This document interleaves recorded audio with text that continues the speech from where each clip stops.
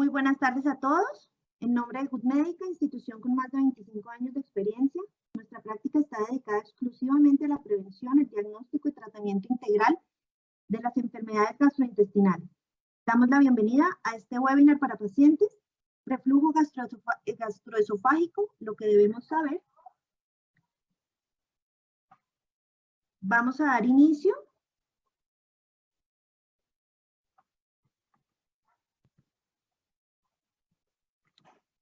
Vamos a dar inicio.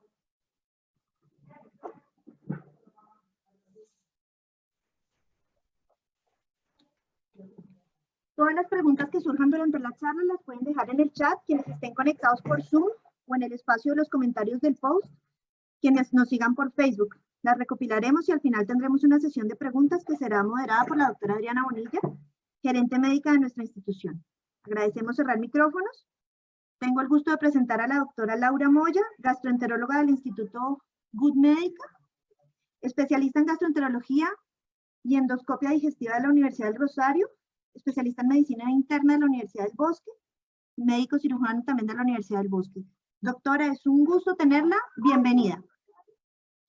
Buenas tardes para todos. Muchas gracias por acompañarnos en estos webinars que se están haciendo en estos últimos 2 meses que se están realizando por parte de Good Médica. Pues va dirigido a los pacientes y esperamos con ellos poder resolver la mayor cantidad de dudas que tengan respecto a sus enfermedades del tracto gastrointestinal. Hoy vamos a hablar de enfermedad por reflujo gastroesofágico, lo que debemos saber. Vamos a empezar con la definición. La enfermedad por reflujo gastroesofágico se define cuando el contenido gástrico o gastroduodenal asciende por encima de la unión esófago-gástrica, es decir, por la unión del esófago con el estómago. Y esto causa síntomas y daños estructurales y puede llegar a alterar la calidad de vida. Entonces, la definición como tal son los síntomas o complicaciones que son resultado del reflujo del contenido gástrico al esófago o a la cavidad oral o a los pulmones. La epidemiología la podemos ver que puede llegar a ser hasta el 30% en la población general, hasta el 20% de una prevalencia en Occidente. Esto ha aumentado en el mundo, por eso se le puede llegar a llamar la enfermedad del tercer milenio. Se puede presentar hasta el 27% en Estados Unidos, 25% en Europa y en América del Sur se ha reportado hasta en el 23% de la población. Los síntomas que presenta esta enfermedad pueden clasificarse en síntomas típicos y los atípicos. Los síntomas típicos son la pirosis y la regurgitación. La pirosis se define como la sensación de quemazón que va desde el estómago hacia la faringe, que se siente de una forma retroesternal y esta es producida por el contenido ácido del estómago. La regurgitación es la devolución involuntaria del contenido gástrico de la comida digerida o parcialmente digerida hacia el esófago y esta puede alcanzar la orofaringe, es decir, llegar a la boca. Según la clasificación de Montreal para el reflujo, podemos clasificar el reflujo en síndromes esofágicos y síndromes extraesofágicos. Los síndromes esofágicos tenemos síndromes sintomáticos como la enfermedad típica del reflujo o el dolor torácico que puede llegar a causar el reflujo, los síndromes con lesión de la mucosa como la esofagitis, estenosis, esófago de Barrett y adenocarcinoma. Los síndromes extraesofágicos tenemos las asociaciones establecidas como son la tos por reflujo, la laringitis por reflujo, asma por reflujo, erosiones dentales por reflujo y las propuestas que pueden ser faringitis, sinusitis, fibrosis pulmonar y otitis media recurrente. Sin embargo, hay que saber que pues, en las últimas revisiones se ha visto que la laringitis por reflujo está como muy debatida porque pues se ha visto que hasta pacientes que son totalmente asintomáticos podrían tener cambios por laringitis por reflujo, entonces como tal en este momento esto está un poco debatido. La clasificación la podemos clasificar en la enfermedad por reflujo no erosiva, en la enfermedad por reflujo erosiva y en el esófago de Barrett. La enfermedad por reflujo no erosiva es cuando tenemos presencia de síntomas pero hay ausencia de cambios de la mucosa cuando se realiza una endoscopia. y esto es lo más común, lo podemos ver del 60 al 70% de la población. La enfermedad por reflujo erosiva es cuando hacemos una endoscopia y podemos ver daño superficial o ruptura de la mucosa esofágica, que es esta gráfica que encontramos aquí. Esta se denomina la clasificación de Los Ángeles y es cuando vemos algún grado de alteración por el ácido que sube desde el estómago al esófago y nos va a producir daño en la mucosa gástrica, siendo el grado A el daño más leve y el grado D el daño más severo que se puede tener. Después de la enfermedad por reflujo gastroesofágico erosiva se puede presentar el esófago de Barrett, que es cuando hay un cambio de la mucosa del esófago por un epitelio especializado que se conoce como metaplasia intestinal.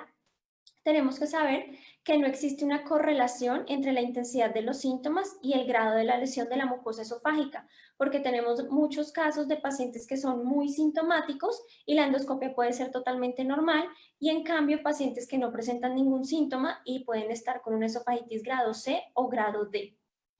La fisiopatología, es decir, por qué se produce esta enfermedad, hay muchos factores asociados a que se produzca, y el principal, pues, o más conocido, son las relaciones transitorias del esfínter esofágico inferior, que esto se produce cuando nosotros comemos o deglutimos, el esfínter esofágico inferior tiende a relajarse y esto permite que el contenido gástrico ascienda al esófago y produzca los síntomas. También tenemos alteraciones anatómicas de la unión esófago-gástrica como la hernia hiatal, alteraciones en la presión del esfínter esofágico inferior. Aquí puede haber otras enfermedades como obstrucción al tracto de salida o una calasia, alteraciones en mecanismos del aclaramiento esofágico, alteraciones en mecanismo de defensa de la mucosa esofágica, aumento de factores agresores como por ejemplo toma de ciertos medicamentos o un retardo del vaciamiento gástrico. Los componentes de este reflujo son 4. Está el contenido ácido, la parte motora que incluye la presión del esfínter esofágico inferior, las relajaciones transitorias, presencia de hernia o no, y el aclaramiento esofágico. La sensibilidad, que está directamente relacionada con cada persona, porque ya sabemos que el esófago se comporta como un órgano independiente y a veces él puede ser mucho más sensible a ciertos estímulos en algunas personas y en otras no. Y también la cantidad de volumen que tenga ese reflujo. También aquí debemos aclarar que el Helicobacter pylori no causa los síntomas del reflujo ni previene las complicaciones, o sea, y si lo tratamos, no se va a prevenir las complicaciones derivadas de la enfermedad por reflujo gastroesofágico. También existen factores de riesgo como la edad avanzada, el género masculino, la historia familiar de enfermedad por reflujo gastroesofágico, que pueden ser factores genéticos, y hay medicamentos que afectan el vaciamiento gástrico o que disminuyen la presión del esfínter esofágico inferior, como los nitratos, los anticolinérgicos o la progesterona. Otras enfermedades respiratorias como la enfermedad pulmonar obstructiva crónica, el asma o la obesidad. Sabemos que la obesidad es un factor de riesgo muy importante para la enfermedad por reflujo, llevando a desarrollo más fácil de esofagitis erosiva, y en estos pacientes pues tienen mayor riesgo de poder desarrollar un adenocarcinoma del esófago. El diagnóstico, pues hay varios como pasos para poderlo hacer, también más adelante lo vamos a hablar, pero la primera instancia que se puede hacer una propuesta es una prueba terapéutica si el paciente tiene los síntomas típicos que ya dijimos, como la pirosis o la regurgitación, y si no tiene signos de alarma. En cambio, si es un paciente que tiene signos o síntomas de alarma, lo ideal es empezar realizando una endoscopia de vías digestivas altas. También, si el paciente tiene síntomas que sean mayores de 5 años, lo ideal es hacer una endoscopia para descartar el estudio del esófago de Barrett. También hay que aclarar que el esofagograma de Vario no es útil para el diagnóstico de la enfermedad de reflujo, pero sí lo podemos ver útil en otras instancias como una hernia hiatal, un estudio de una estenosis o un esófago corto en pacientes que van a ser llevados a cirugía. Los signos de alarma que nos indican que el paciente en primera instancia debe ser llevado a una endoscopia es disfagia, es decir, el atoramiento de la comida en algún tracto del esófago, odinofagia, que es el dolor para pasar, anorexia, pérdida de peso, signos de sangrado digestivo alto, anemia, antecedente familiar de cáncer de esófago, cáncer gástrico en la familia, y la saciedad precoz, es decir, que el paciente se llene más rápido con porciones más pequeñas de comida. También tenemos la pHmetría esofágica, que es un examen más especializado que se realiza, pero sería como en un segundo paso en estos pacientes que todavía no hay claridad de que curse con enfermedad por reflujo gastroesofágico. Por ejemplo, que tengamos una endoscopia que no tiene cambios de reflujo, pero el paciente sigue sintomático o no ha tenido una adecuada respuesta a la terapia que se hace con inhibidor de bomba de protones. Más adelante vamos a hablar de esto. La pHmetría es un examen que se realiza con una manguerita que se introduce por una fosa nasal y llega a la unión del esófago con el estómago. Esa manguerita tiene unos sensores y con esto vamos a medir durante 24 horas cuál es la cantidad de ácido que está produciendo el estómago, si ese ácido sube al esófago y si ese ácido está directamente relacionado con los síntomas que nos refiere el paciente. Por eso decimos que la pHmetría debe usarse en los pacientes que cursan con reflujo, que no responden al tratamiento, también para diferenciar si estos síntomas realmente son por reflujo o si por el contrario son por otras enfermedades del esófago. Idealmente y en primera instancia se debería realizar sin tratamiento, pero tiene un rendimiento muy bajo para otras manifestaciones extraesofágicas. También existe la pHmetría con impedanciometría. La ventaja que da la impedanciometría es que nos ayuda a estudiar todos los tipos de reflujo. Esto nos ayuda a registrar cambios de resistencia al paso de una corriente de bajo voltaje entre dos electrodos. También nos da la ventaja de poder saber y conocer el sentido de estos episodios de reflujo, es decir, si es ascendente o es descendente, y así poder nosotros identificar si puede considerarse un episodio de reflujo. También nos ayuda a diferenciar si estos episodios son de reflujo totalmente ácido o si son de reflujo débilmente ácido o no ácido y poder confirmar o excluir el diagnóstico de reflujo y así poder definir una conducta adecuada. Hasta el 37% de los pacientes pueden cursar con reflujo no ácido y síntomas persistentes y esto asociarse a una hipersensibilidad por el reflujo. La manometría esofágica también es otro estudio que se hace adicional. Esto se hace también en pacientes que no han tenido una adecuada respuesta al manejo dado y sobre todo es para poder ver la presencia de trastornos motores específicos del esófago. Pues como les digo, siempre se debe hacer en pacientes que a pesar de tener un manejo adecuado, tener una pHmetría, no se ha podido llegar a un diagnóstico definitivo, pero también podemos ver que en los pacientes que van a ser llevados a cirugía antirreflujo, pues deberían tener este examen. Como lo vemos en la gráfica, este también consiste en la introducción de una manguerita por la fosa nasal, tiene unos sensores, el paciente va a tomar unos tragos de agua y con esto vamos a ver cómo es el vigor del esófago, cómo se está contrayendo, si tiene la fuerza suficiente para barrer los alimentos o los líquidos en dado caso, o si el esófago es muy débil para realizar las contracciones. También por medio de este examen podemos determinar cómo está la unión del esófago con el estómago para saber que está cumpliendo su adecuada función. Podemos tipificar una hernia hiatal. ¿Por qué? Porque cuando hay pacientes que tienen mucho reflujo, que no han dado una adecuada respuesta, que la endoscopia es normal y no tenemos como un diagnóstico tan claro, a veces puede haber enfermedades propias del esófago como la calasia, la motilidad esofágica inefectiva o los trastornos hipercontráctiles que pueden simular un reflujo, pero en realidad no lo son. También existe la cápsula inalámbrica de Bravo, que es un examen que, como su nombre lo dice, es una cápsula que el paciente deglute y con ella vamos a tener una medición del pH esofágico, puede ser de 48 a 96 horas. Claramente es más tolerada porque el paciente no tiene que llevar el catéter por la nariz y tiene mayor rendimiento diagnóstico, pero este examen no lo tenemos disponible en Colombia y tiene un alto costo. En cuanto al tratamiento, pues hay que ver que hay varios objetivos. El primero de todos es el alivio de los síntomas. Con esto vamos a tener una mejoría de la calidad de vida.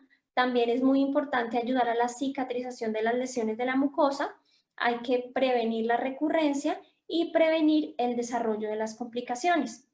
Tenemos que saber que la persistencia de los síntomas, aún bajo un tratamiento con inhibidor de bomba de protones, puede alterar en forma significativa la calidad de vida de los pacientes. Es por esto que en los objetivos del tratamiento tenemos que hacer que el paciente mejore su calidad de vida. El estilo de vida, pues antes se creía que era como la piedra angular para el tratamiento de la enfermedad por reflujo, pero también sabemos que en este momento tiene una eficacia muy limitada. Incluso es insuficiente si la utilizamos como único tratamiento. Las dietas restrictivas pues van a tener control sintomático, pero tienen muy pobre adherencia por el paciente. También pues esto ayuda a que reduzca la exposición de ácido, ayuda a favorecer la depuración y mejora los síntomas. Cambio de estilo de vida puede ser útil más que todo en donde el síntoma principal de los pacientes es la regurgitación o hay hipersensibilidad al reflujo. Entre ellos encontramos elevar la cabecera, evitar acostarse después de comer, bajar de peso, que realmente es la que más, de todas estas es la que más evidencia tiene, evitar el uso de ropa apretada o fajas, porque pues esto puede ayudar a aumentar los síntomas.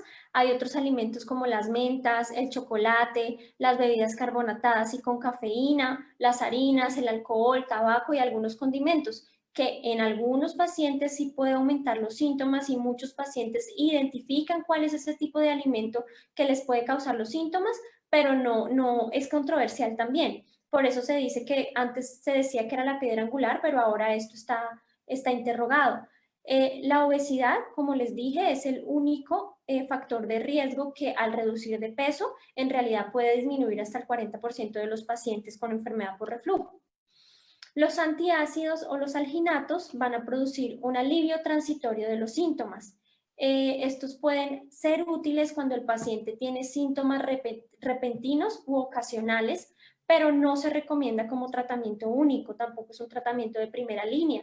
Estos tienen un efecto local ya que neutralizan el ácido y evitan que este ácido tenga contacto con la mucosa esofágica, pero como tal ellos no tienen efecto en la cicatrización de las esofagitis mayor a que el paciente no tomara ningún medicamento. Entonces, por eso no deben ser usados como primera línea de tratamiento. Como complemento pueden llegar a ser adecuados.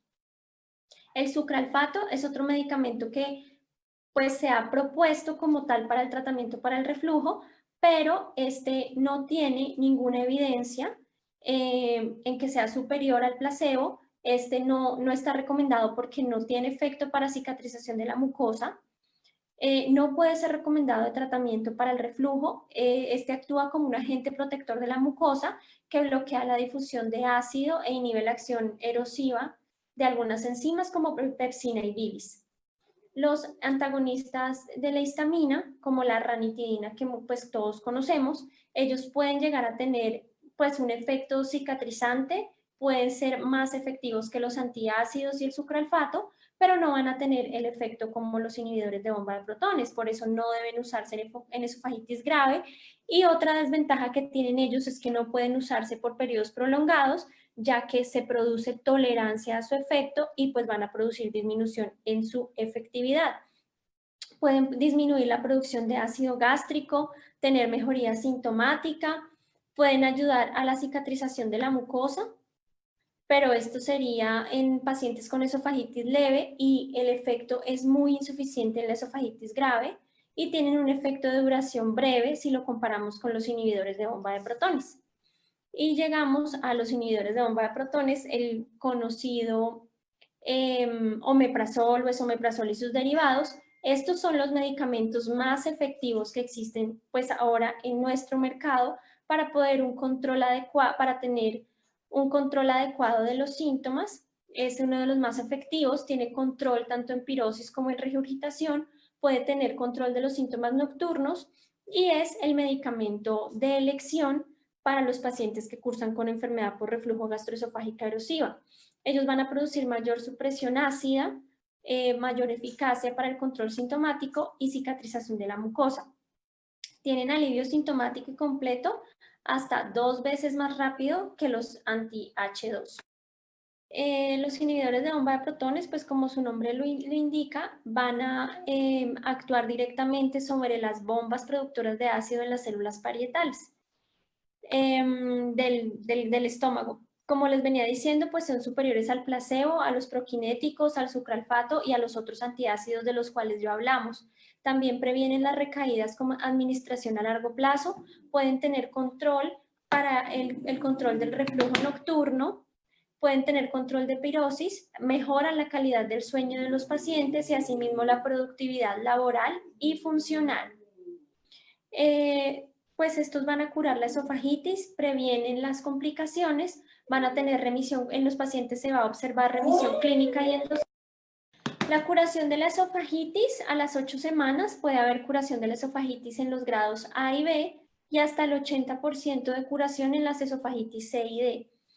Ayuda a prevención de las complicaciones y mantenimiento de remisión puede ser hasta el 95% de los casos a 6 meses.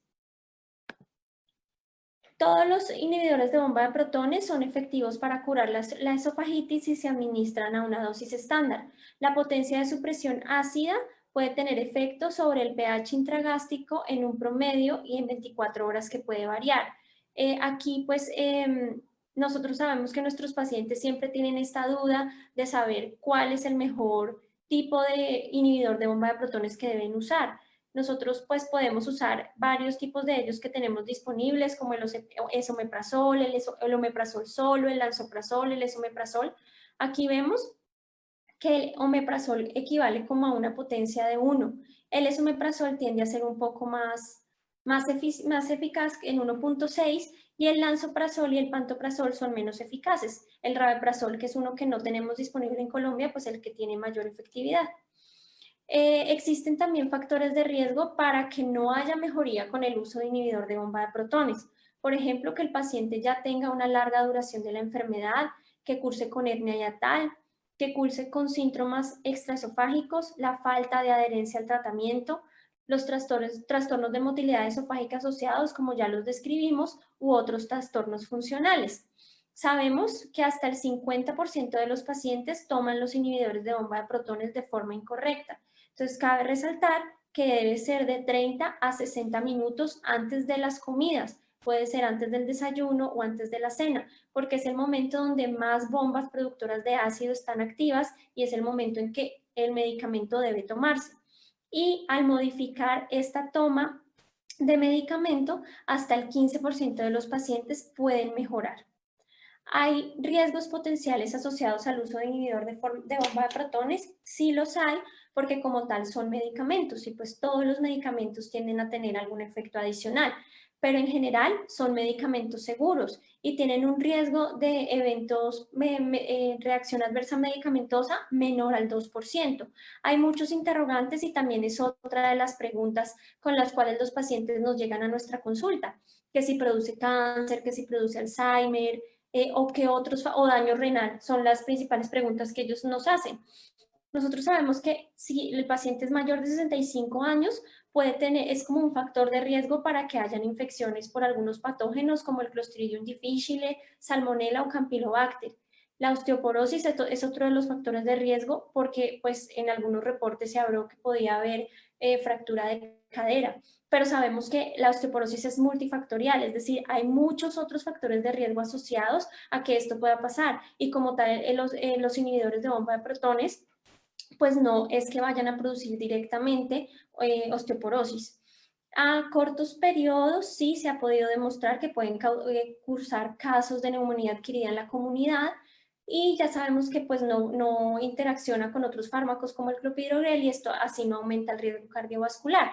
Y hablando del daño renal, pues se sabe que es algo que se produce con una primera dosis del medicamento. Ya en los pacientes que llevan tomando varios años un inhibidor de bomba de protones no va a ser un factor de riesgo para el daño renal. Ahora hablamos del baclofeno, que tiene eficacia demostrada en la enfermedad por reflujo gastroesofágico, principalmente porque reduce el número de las relajaciones transitorias del esfínter esofágico inferior. Como tal, es un buen medicamento, reduce el número de episodios de reflujo ácido y no ácido, de los episodios nocturnos y de los eructos. Tiene efectos secundarios como mareo, somnolencia, fatiga y constipación. Lo que pasa es que este medicamento pues no lo tenemos disponible en Colombia y además por los efectos secundarios que produce, muchos pacientes no toleran la toma de este medicamento. Hay otros nuevos medicamentos que son los PICAPs, que son los bloqueadores de ácido competitivo de potasio. Estos bloquean la producción de ácido gástrico y se puede llegar a decir que son más potentes y efectivos que los inhibidores de bomba de protones. Estos no requieren ayuno, no son profármacos, entonces no necesitan activación con el pH gástrico, tienen una recurrencia de la esofagitis menor al 10%. Este tipo de medicamento se conoce con el nombre de vonoprazan, pero en este momento solo está disponible en Japón. Otros como los prokinéticos, uno de los más conocidos es la metoclopramida. Este pues en estudios se ha visto que aumenta la presión del esfínter esofágico inferior, la peristalsis esofágica y el vaciamiento gástrico, pero no se ha estudiado un beneficio adicional a los inhibidores de bomba de protones. Además, este puede causar efectos adversos a nivel del sistema nervioso central, entonces por eso también está limitado, sobre todo en todos los grupos etarios lo puede producir, pero sobre todo en los adultos mayores. Además que no debe usarse a menos que se haya documentado una gastroparesia o un retardo del vaciamiento gástrico. Hay otros como la cisaprida, pero estos producen efectos cardíacos graves y no se han, o sea, en estudios se quedaron porque solo se pudieron usar en investigación. También existen los neuromoduladores, como los antidepresivos, que han demostrado eficacia, como los inhibidores de la recaptación de serotonina para los pacientes que cursan con esófago hipersensible o pirosis funcional, porque ellos van a disminuir la hipersensibilidad que tiene el esófago y así disminuir que haya tantos síntomas asociados a los episodios de reflujo. También tenemos la terapia conductiva conductual, que pues ha tenido un adecuado efecto en los pacientes que cursan con dolor crónico. El problema es que este tipo de terapia tiene un acceso muy limitado. También se ha hablado de la hipnoterapia o el biofeedback, que es la terapia que ayuda a que el paciente pueda tener una adecuada respiración y una relajación muscular adecuada, con lo cual puede llegar a disminuir sus episodios de reflujo. También existe el tratamiento quirúrgico y la finalidad puede ser quirúrgico o pues por medio de terapias endoscópicas, y la finalidad de todos estos tratamientos es crear una barrera para el reflujo del contenido gástrico. La funduplicatura pues es el procedimiento que más se ha utilizado, mejora los parámetros fisiológicos del reflujo, aumenta la presión del esfínter esofágico inferior, entonces así vamos a tener un mejor control del tiempo de exposición ácida en el esófago. Puede ser un tratamiento efectivo para los síntomas de reflujo, pero también hay que saber que hay pacientes que cursan con reflujo refractario que pueden llegar a no tener una adecuada respuesta a este tratamiento, porque también sabemos que si los pacientes que tienen no tienen una adecuada respuesta a los inhibidores de bomba de protones, tampoco es probable que tampoco tengan una respuesta adecuada a la cirugía. También hay que saber que cuando esta cirugía falla, es más porque el paciente no se eligió de forma correcta y no porque no haya sido una técnica adecuada. Por lo general, es una técnica quirúrgica segura y tiene complicaciones a corto plazo menores del 4%. La recurrencia del reflujo a los 18 años puede ser de 18% a los 5 años. Las indicaciones es pues que el paciente diga que él ya no quiere seguir tomando el tratamiento médico, que no haya una adecuada adherencia al tratamiento médico, que hayan efectos adversos importantes asociados al tratamiento médico, que haya una hernia hiatal grande, una esofagitis refractaria, síntomas refractarios por reflujo. Los pacientes que van a tener mejor respuesta a la cirugía son los que tienen una buena respuesta a los inhibidores de bomba de protones, con los síntomas principales como la pirosis y la regurgitación. Y los efectos que pueden producir efectos adversos como tal es que tenga síndrome como de distensión por mucho gas, que haya disfagia, es decir, dificultad para pasar el alimento, y también el paciente puede quedar con incapacidad para eructar o para vomitar. En esta gráfica vemos en qué consistiría una funduplicatura. La idea es que se toma pliegues del fondo gástrico y se hace como un circulito alrededor de la unión del esófago con el estómago, y esto va a crear una barrera que sea como una unión esófago-gástrica un poco más estrechita que ayude a controlar los síntomas. También existen otras nuevas terapias como el LINX, que lo que se hace es colocar una banda flexible magnética alrededor del esfínter esofágico inferior, y esto disminuye el paso de ácido, así vamos a tener mejoría de los síntomas. Puede normalizar la exposición ácida en 50% y al año 64%, y puede tener una mejoría de calidad de vida en los pacientes. También tenemos la funduplicatura por medio de endoscopia que se llama Exofix, que es muy similar a lo que les expliqué ahorita, pero pues no es una técnica quirúrgica como tal, sino es una técnica endoscópica. Esta puede reducir la regurgitación en 97% a los 3 meses y 96% a los 12 meses. Puede disminuir la necesidad que el paciente esté tomando inhibidores de bomba de protones del 75 al 80% y también puede ser útil en pacientes que tienen hernia hiatal. También existe el Stretta, que es otra de las nuevas técnicas endoscópicas, que lo que se hace es por medio de endoscopia se colocan como unas bandas magnéticas para que también el esfínter esofágico inferior se cierre un poco. Entonces, este es como el algoritmo final para terminar la charla. Si tenemos un paciente que tiene sospecha de enfermedad por reflujo, si tiene signos de alarma, pues de una vez lo llevamos a endoscopia. Aquí valoramos el tipo de paciente. Si es menor de 30 años, podemos dar una prueba terapéutica con inhibidor de bomba de protones por 8 semanas. Si tiene respuesta, pues sabemos que cursa con enfermedad por reflujo. Si no tiene respuesta o es mayor de 30 años, pues lo llevamos a una endoscopia y ahí podemos ver un tratamiento específico. En este momento, pues como ya habíamos hablado, si la endoscopia es normal o el paciente no tiene adecuada respuesta al tratamiento, lo podemos llevar a un monitoreo de pH de 24 horas. Este monitoreo idealmente debería hacerse sin tratamiento en la primera parte. Con esto podemos determinar si el paciente cursa con enfermedad por reflujo gastroesofágico para poderle dar un tratamiento adecuado, que sea con inhibidor de bomba de protones, le podemos adicionar alginato o considerar cirugía si es un paciente que causa con esófago hipersensible, donde podemos considerar los inhibidores de bomba de protones o neuromoduladores, o si es un paciente que simplemente cursa con un trastorno funcional. Y aquí clasificar qué pacientes debemos llevar a una manometría esofágica. Como les había dicho, los síntomas principales son la regurgitación, la pirosis y pues el dolor torácico se puede considerar. Si tenemos una endoscopia que nos muestre que es una enfermedad confirmada erosiva, como un esófago de Barrett, una esofagitis grado C o D, una estenosis o que tenga anillos, pues es un paciente que ya en este momento no necesitamos hacerle un estudio adicional, sino simplemente le damos su tratamiento. Y cuando miremos que los pacientes cursan con síntomas funcionales, pues tenemos que abordar más allá a ver qué es lo que está haciendo que nuestro paciente sea tan sintomático.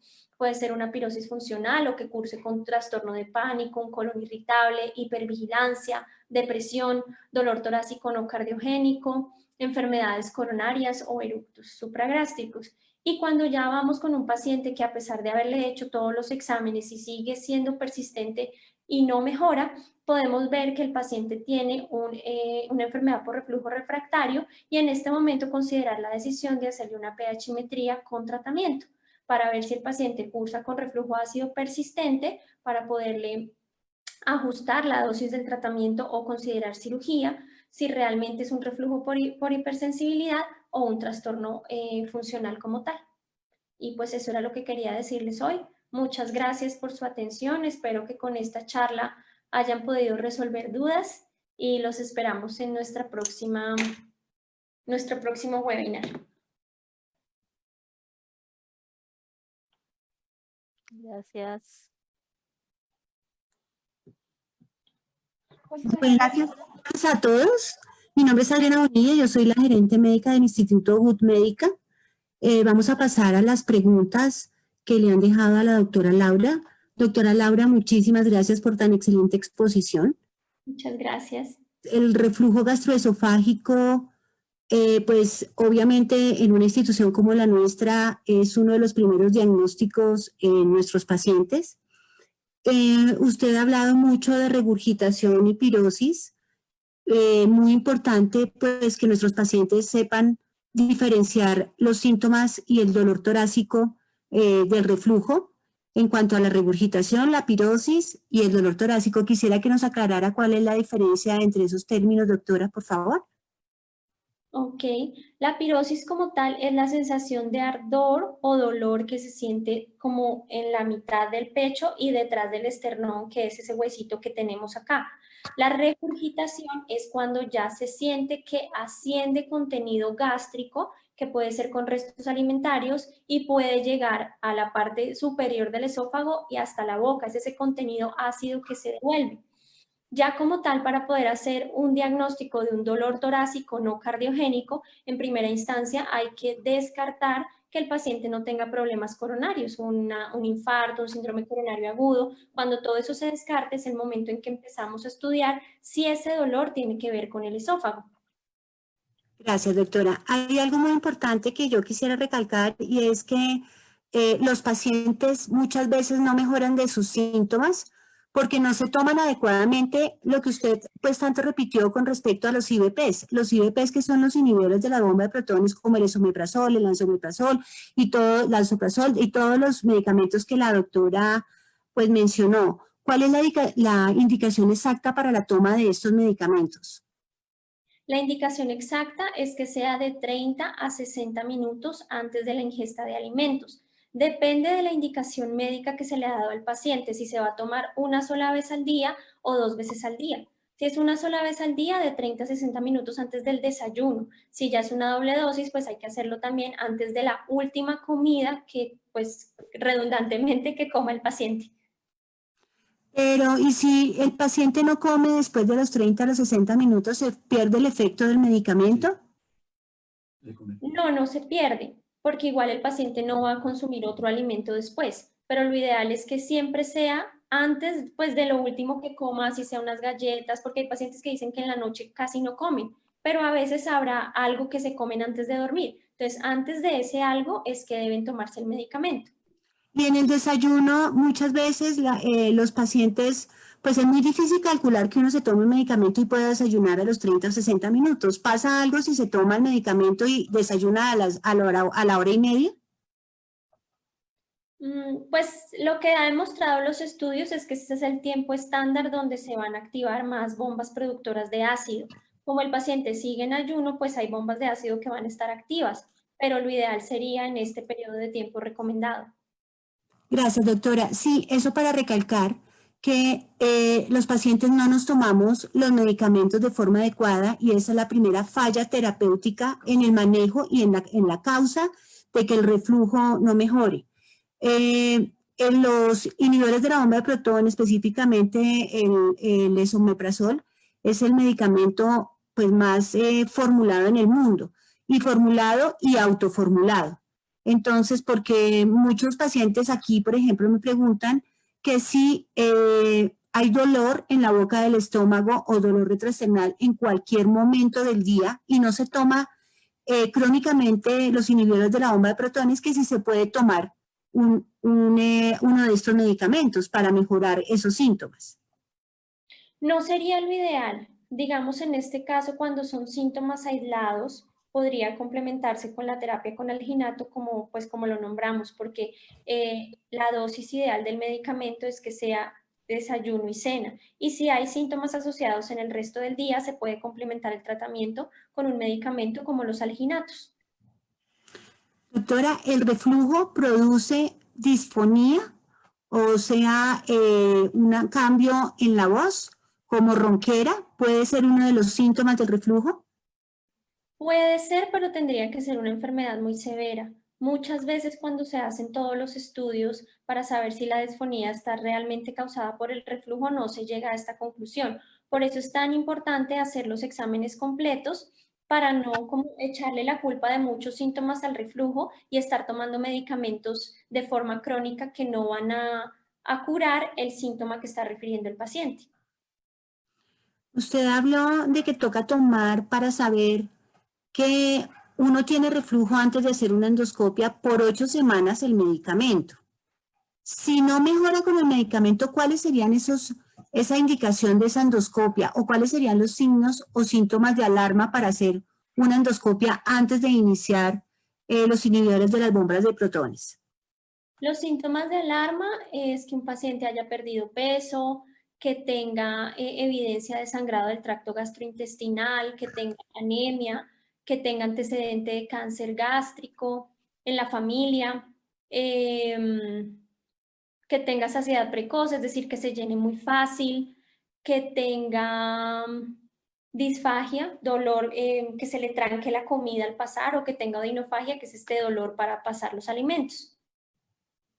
Muchas gracias. Acá hay una pregunta que se refiere también a un webinar que nos habló el doctor Nadar Luques con respecto a la gastritis crónica. La gastritis crónica, pues él nos decía que es un diagnóstico en la patología y que el dolor en donde nosotros llamamos la boca del estómago se llama dispepsia. Entonces, la pregunta es, ¿cómo diferenciar la dispepsia con un reflujo o una calasia? Porque las tres generan un gran dolor en el mismo nivel del estómago y el esófago. ¿La dispepsia de pirosis y de acalasia? Sí. Ok. La dispepsia es como el conjunto de los síntomas, que era lo que veníamos hablando. La pirosis, pues como ya les dije anteriormente, es el síntoma del dolor y el malestar en la parte retroesternal. Ya para hablar de una calasia, el síntoma principal es la disfagia, es decir, el atoro con la comida, que haya pérdida de peso o que hayan episodios de reflujo como tal. Pero el síntoma principal que nos hace pensar en una calasia es el atoro como tal de la comida, sobre todo en la unión de la boca con el estómago, es decir, en la unión esofagogástrica. Doctora, ¿y qué es la rumiación? Aquí nos pregunta una de nuestras pacientes cuál es la posible relación que podría tener el reflujo con la rumiación. La rumiación y el reflujo generalmente no están asociadas, ya que la rumiación es una conducta aprendida.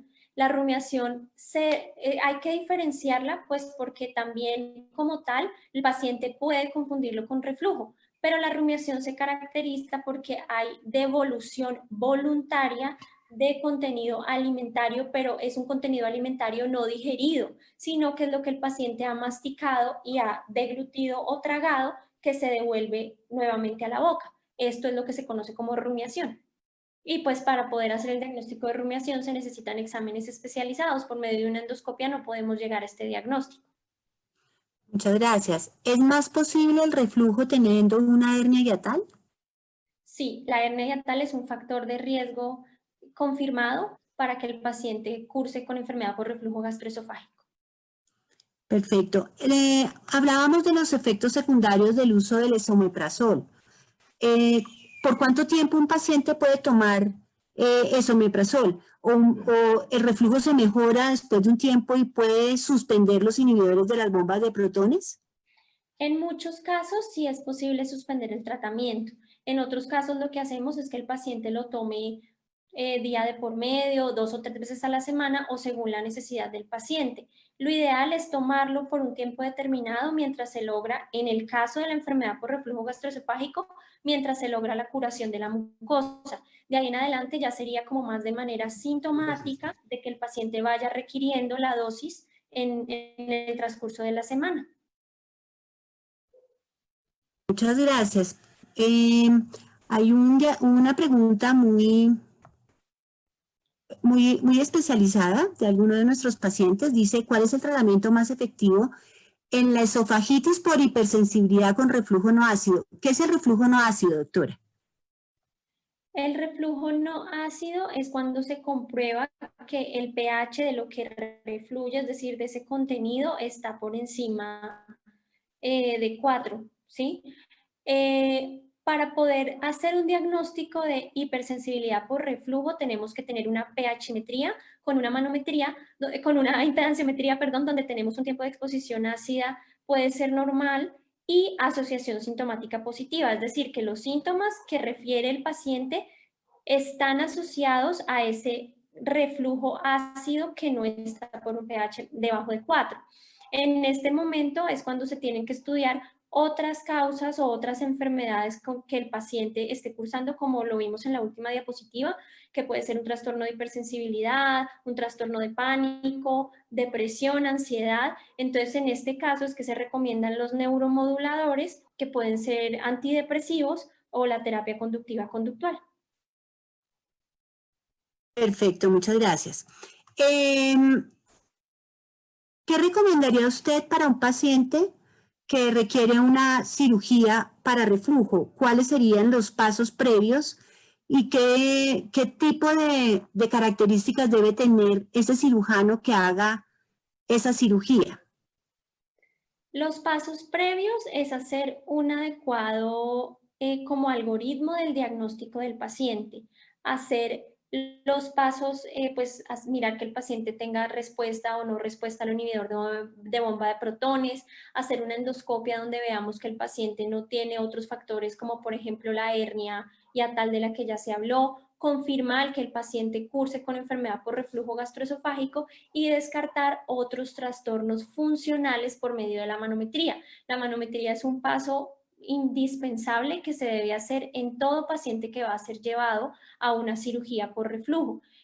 Pues esta pregunta pues tiene que evaluarse el paciente de forma individualizada, ver qué síntomas tiene, qué expectativas tiene, cuál es su mejoría o no con el uso del tratamiento, ver qué otras enfermedades tiene y que se descarten, como ya les dije, otras enfermedades del esófago. Y las características que debe tener un cirujano, pues yo diría que sea uno de los cirujanos aquí pues en Colombia, en Bogotá, que son los que realizan este tipo de cirugías, este tipo de procedimientos y que tienen experiencia, que podría ser un cirujano gastrointestinal.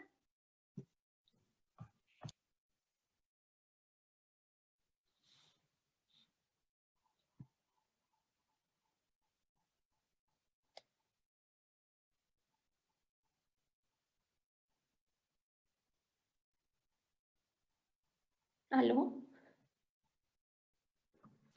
Sí, doctora. Disculpen. Dice, hay dos preguntas relacionadas con el procedimiento de la endoscopia. Voy a responder una parte y si la doctora Laura me quiere aportar. Dice, en estos tiempos de pandemia de COVID-19 es seguro una endoscopia y una persona de 71 años que debe realizarse una endoscopia de control, ¿es viable en este momento que le realicen este examen? Entonces, pues vamos a hablar desde el punto de vista seguridad del paciente con respecto a los protocolos que debemos tener las instituciones para estos momentos de pandemia. Lo primero es que la seguridad parte del paciente, de los síntomas que pueda o no tener con respecto a lo que le pueda indicar al paciente si está con una infección activa por COVID o si la sospecha, pues eso es lo primero.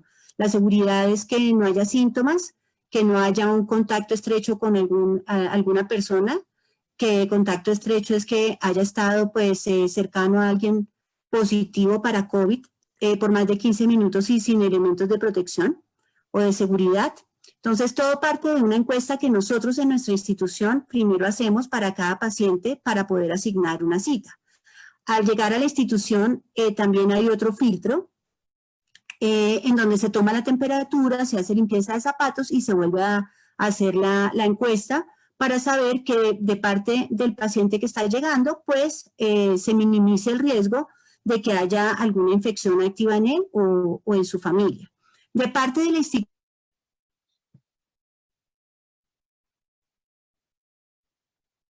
No escucho.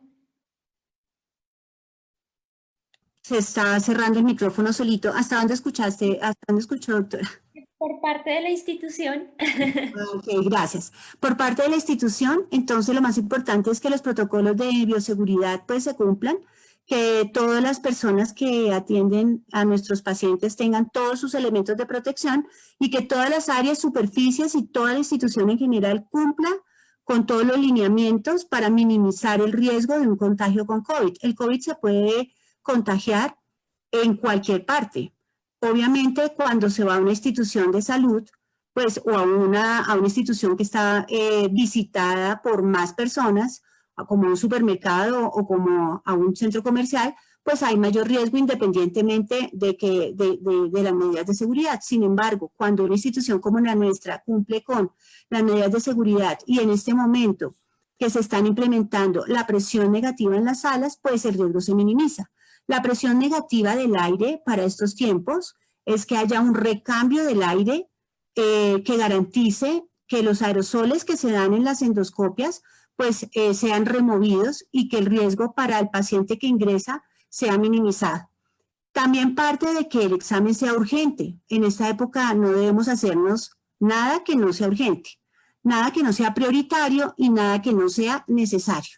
Pues no sé si quiera complementar, doctora Laura.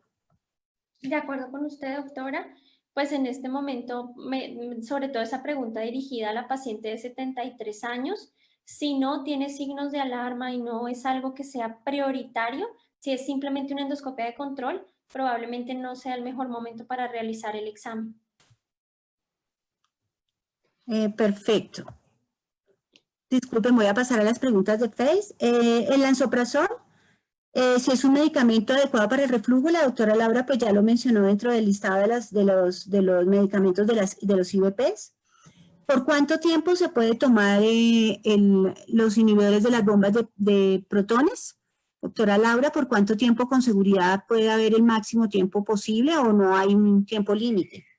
No hay un tiempo límite y como dije, lo ideal para tomarlo de forma corrida es, en el caso de enfermedad por reflujo, es que haya una curación de la mucosa. De ahí en adelante viene siendo por parte sintomática del paciente, pero por lo general es un medicamento seguro que sin problema se puede tomar a largo plazo. Perfecto. En cuanto a la dieta, usted hablaba que bajar de peso es importantísimo y que el 40% de los pacientes con solo bajar de peso controlan su reflujo. Y con respecto a la dieta, ¿hay alguna recomendación importante? ¿Toca ir a la nutricionista? ¿Qué toca hacer?